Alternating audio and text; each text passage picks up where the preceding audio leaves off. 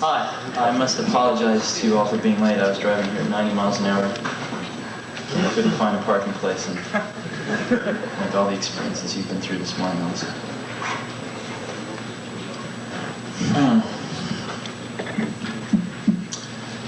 Had a photographer from Scientific American that wanted to take some pictures in the last few days. So we went over to a school. We thought they decided they wanted to take some pictures of someone from Apple in an educational setting using some computers, and we wandered over. Turns out there's a little booklet that is put out in Cupertino, and there's about 20 different schools with Apples, and we picked one out that had 6 Apple computers and wandered over there one afternoon. And this happened to be the afternoon that the 4th and 5th graders were going to be there. Once a week, 4th and 5th graders from this one school in a sort of an advanced learning program come over and use the Apple computers. And I had the most delightful conversation with some 4- and 5-year-olds. They probably know as much about the computer as I do, maybe more. And they're totally fluent in it, and they're very much at home in it, and they beat me in most of the games in it. And it was really quite an experience, because we always talk about all these things happening sort of at the intellectual, verbal level, but actually got a chance to see 20 students interacting with these computers on a one-on-one basis. And I couldn't help remembering my own school days when none of these things existed and we just get into trouble all the time. 11:30 at night, last night, a friend of mine, Bob Medcap, calls me up, and he's got 3 German friends visiting from Germany, and they want to buy 20 to 30 apples a month for some god-awful, who knows what reason.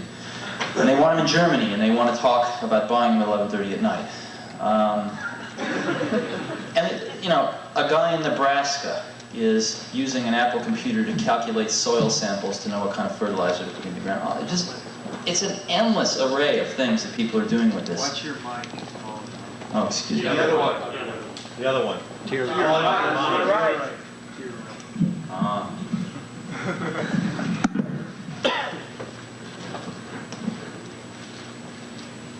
We had absolutely no idea what people were going to do with these things when we started out.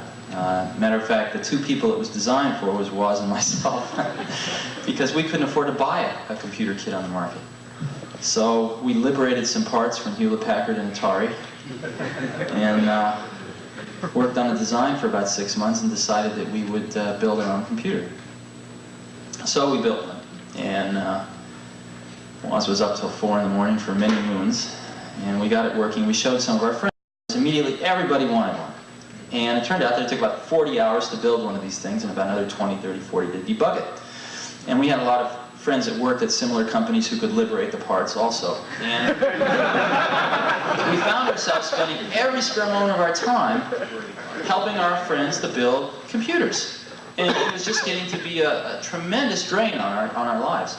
So we got the idea one day that we could make a printed circuit board without the parts in it, and sell these blank printed circuit boards to our friends and probably cut the assembly and debug time down to, 5, 10 hours. So Woz sold his HP 6 calculator and I sold my van, and we got $1,300 together, and we paid our friend of ours, who was this PC board layout person, $1,300 to do us a layout, and decided we'd sell printed circuit boards at twice what it cost to build them and hopefully recoup our calculator and transportation at some later date.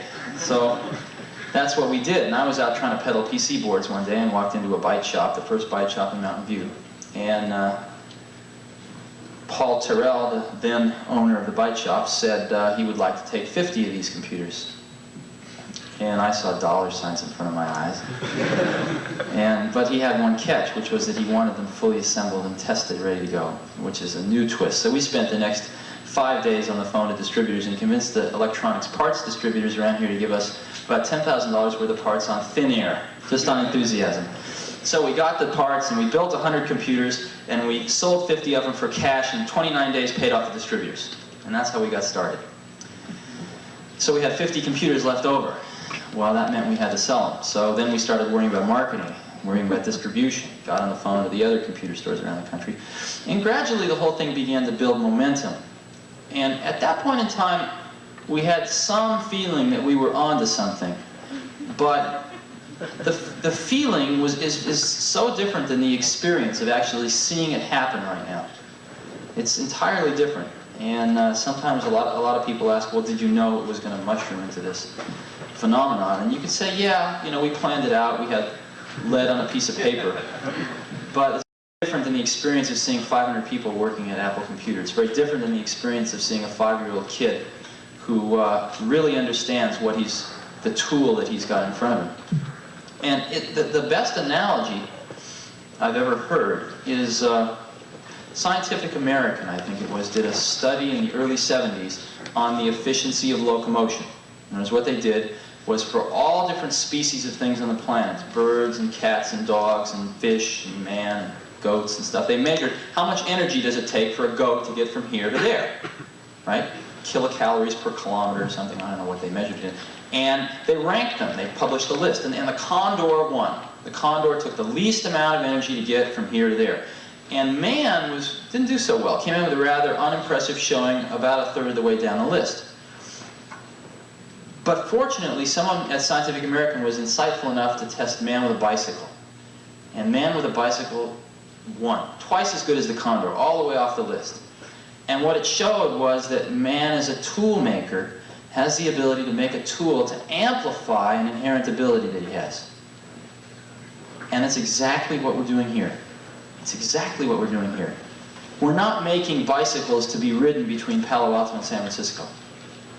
Okay, we're making bicycles.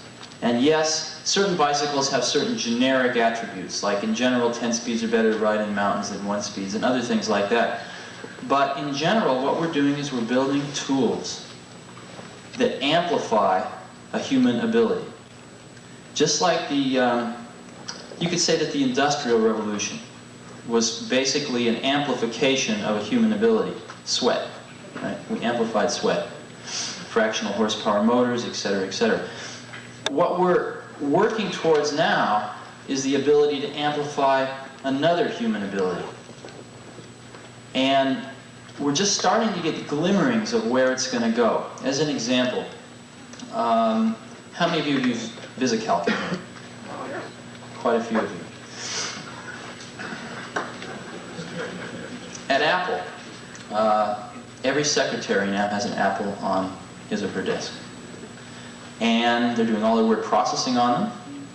You got to give them credit for that, given the software that's out.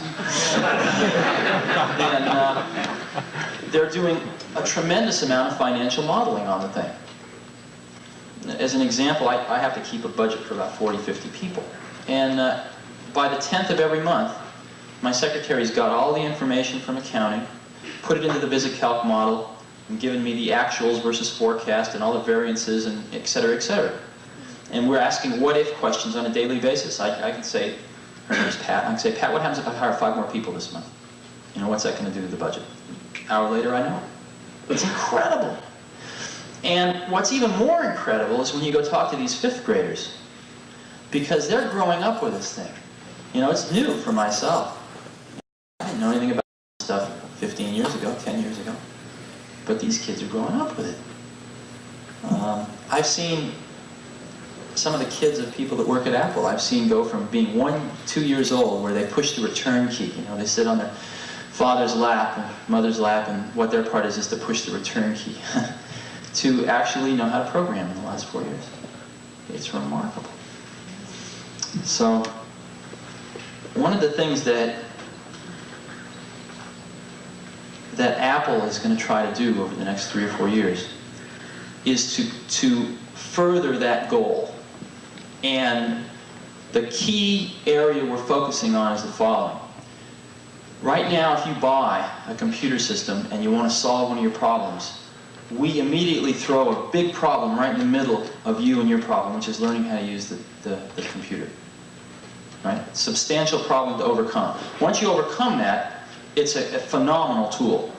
But there is a barrier of having to overcome that problem. What we're trying to do, and I think there's a reasonable chance that Apple's going to make a real contribution to solving this problem in the next 36 months, is to remove that barrier so that someone can buy a computer system that knows nothing about it and directly attack their problem without learning how to program the computer. And the reason I think that Apple's got a chance of solving that problem versus a lot of other computer companies that we all know of that are much, much larger than we are now, although we're catching up, is that our whole company, our whole philosophical base, is founded on one principle. And that one principle is that there's something very special and very historically different that takes place when you have one computer and one person. Very different than if you have 10 people in one computer. And let's look at some of the things that our industry has, or our segment of the computer industry has contributed to the computer industry because of that underlying philosophical concept. In general, we were in retail distribution channels 3-4 years before the rest of the computer industry is now waking up to that fact. Why? Because to serve that one-on-one relationship, it was necessary to distribute the products that way. It was necessary to have products priced so that a person one-on-one could afford the computer system, and therefore it was necessary to distribute them through a relatively lower cost distribution channel rather than direct sales force. Interactive software, interactive video, a computer system that can be sold for a few $1,000s that can actually do some animation, that actually has the video that's so tightly coupled to the rest of the computer that you can do real-time. We've got a DEC 1170 at Apple where the terminals communicate with the 1170 at 9600 bits per second. That can't do anything like VisiCalc can. Okay? This is a $300,000 computer system. And yet my secretary keeps the budgets on an Apple. It's far superior. So, and again, that comes from that one-on-one interaction. And that perspective is what gives us the feeling that we have an opportunity to really contribute to solving that problem. And that's where Apple's going. Now, we're very fortunate because the timing seems to be falling into place. In other words, as we move into the 80s, the amount of computational power, the amount of raw horsepower we can get into a small box for a reasonable price is staggering. Even in the last 3 years, since 4 years since we started, it's increased a few orders of magnitude. And one of the things that people always ask me is, what we've got right now is just fine. VisiCalc runs fast enough. Some of the database stuff runs fast enough. What are we going to do with this extra awesome power? And the answer to that is that we're going to put it into applying, into solving that problem again. In other words, we're going to start chewing up power specifically to help that one-on-one interaction go smoother. And specifically not to actually do the number crunching and the database management and the word processing or whatever. We're actually going to start applying a lot of that power specifically to help us remove that barrier.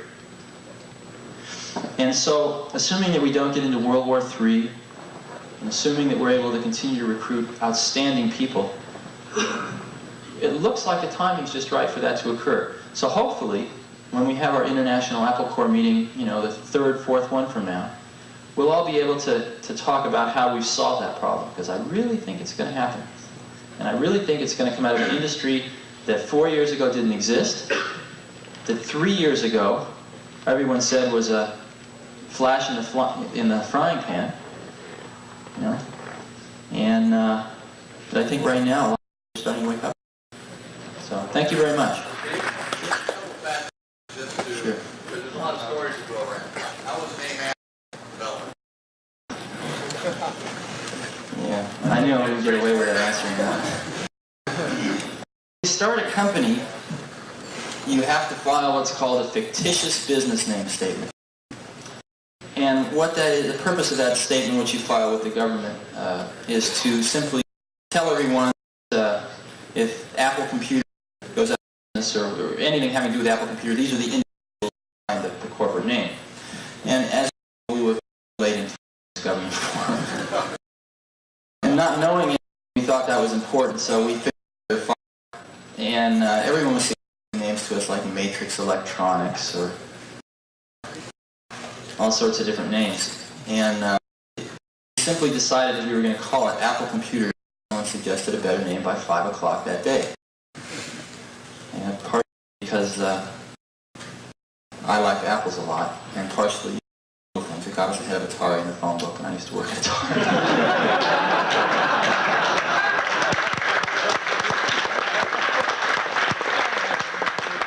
But we re-examined it on a regular basis, and we found that the juxtaposition of something that seemed to epitomize what we were going after, which was the simplicity and yet very refined sophistication. You've seen our first brochure, probably some of you have it. The title of it was "Simplicity is the Ultimate Sophistication." And that wasn't just a bullshit slogan. It actually was really what we've been striving for. And the apple seemed to symbolize that. So I think we're going to stick with it. Yeah.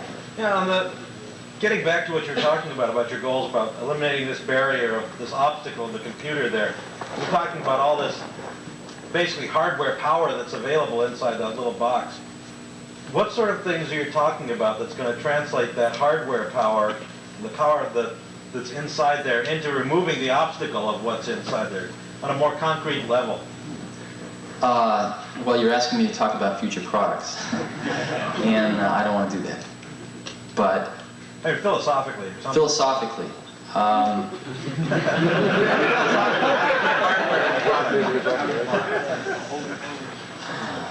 first of all, we've done an awful lot. You know, when we first started out, we didn't know how to spell the word software.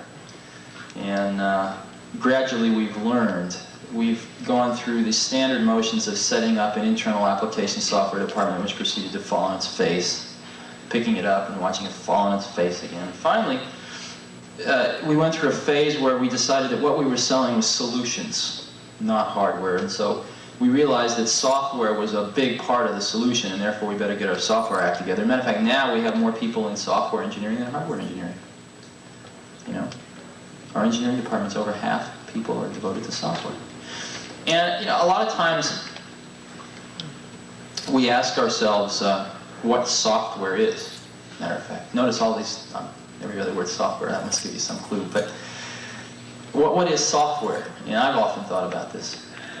And what is between software and hardware? And the only thing I can think of is that software is something that either is changing too rapidly, or is you don't exactly know what you want yet, or you didn't have time to get it into hardware, or the technology's not there to get it into hardware yet. That's all I can think of. So, and what I see happening is that more and more software is getting integrated into hardware. Yesterday's software is today's hardware. So, those two things are merging, I think. And the line between hardware and software is going to get finer and finer and finer and finer. And one of the ways that we're approaching the problem of how to remove the barrier is to try to look ahead a few years and make some predictions as to where the technology will be, both hardware and software technology, and how they're going to be merged together, and at the same time looking at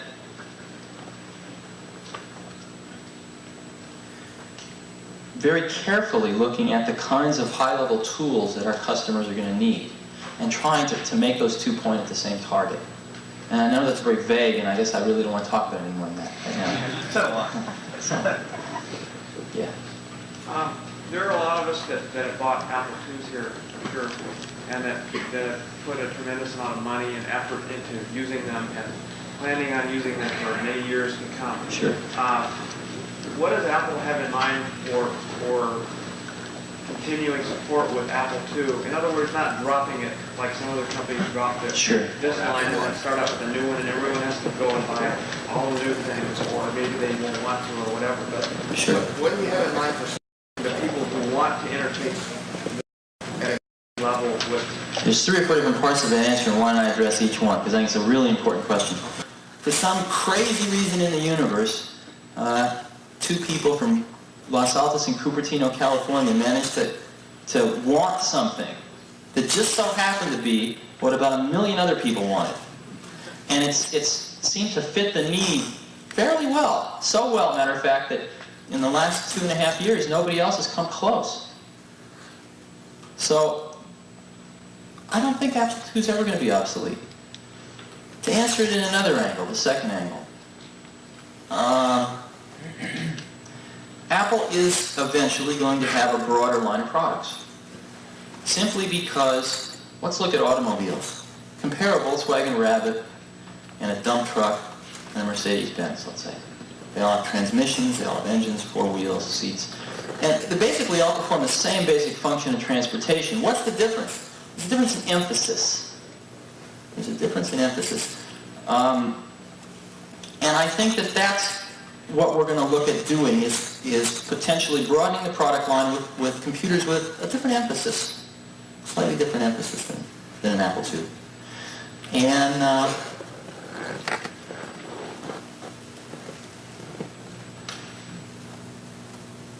I hope you're all pleased with the new products that we'll come out with over the years.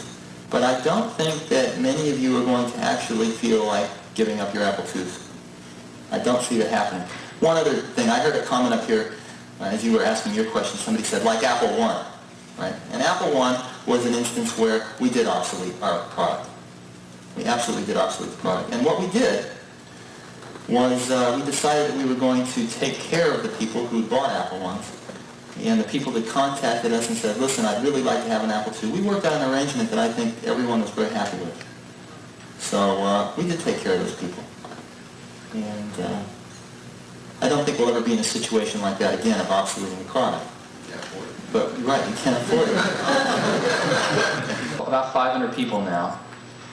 And Apple will do this year is probably somewhere between 150 and $200 million worth of sales. And if you actually divide the sales number by the people, you'll find that we probably have the highest sales dollars per employee that anybody's ever heard of. And the reason is because we've got the most incredible collection of people on the planet, at least the most incredible collection I've ever seen, or most of the other people have ever seen. And working very, very hard. And if you actually look at why they're there, why people have come to Apple, why people came originally, it certainly wasn't for the salary. A lot of people came to Apple and took 50% cuts in salary initially. We pay competitive salaries now, but we certainly don't attract people on the basis of salary. We attract people on the basis of an opportunity to work your butt off and get something done right, and see it get out the door without getting all screwed up. And an opportunity to work with professionals that are as good as you are in other disciplines. So what we're going to judge ourselves by, the senior management of the company is going to judge itself by, is can we maintain this atmosphere of tremendous creativity, tremendous productivity, a company where it's just fine to fall on your face as long as you pick yourself up pretty fast. An environment where we give people enough rope to hang themselves by and hope that they don't. If we can maintain that for the next 10 years and beyond, we'll have been successful. And the rest of the stuff will take care of itself. The rest of the stuff will take care of itself.